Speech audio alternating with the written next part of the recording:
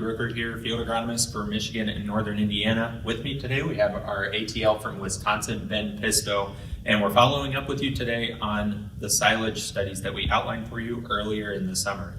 And today we're going to talk about our silage cutting height study. So actually nothing new here. A lot of research has been done on this from universities in years past, finding that lower cutting heights tend to give us better tonnage, and the quality doesn't tend to make up for that. However, we have new hybrids since a lot of that's been done. We have different growing conditions. A lot has changed since a lot of this research has been done. We wanted to take a look at it again in PFR, see if anything's changed. So in this study, we used 5909 chrome, and we looked at different cutting heights of 6 inches, 12 inches, and 18 inches, knowing that bottom portion of the stock tends to be lower quality, but can we make up for that quality when we're increasing that cutting height?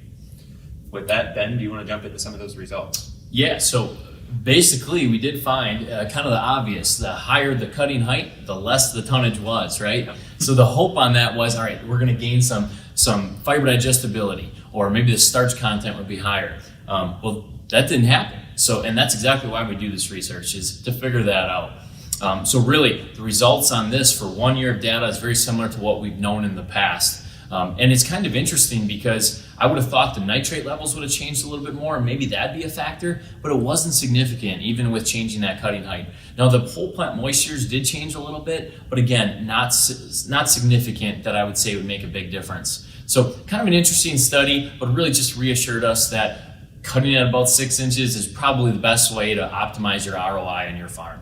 Yep, and we will continue this study as well in future years. Again, 1 year of data here, one location, but it is interesting to point out, as you see this data, 6 and 12 inches, when we look at some of those milk per acre numbers, which is that final number a lot of us look at, they were actually pretty similar. So as we look at this in different environments, different growing conditions, and potentially with different hybrids, some of these numbers might change. So with that, right now we're thinking that 6 inch cutting height.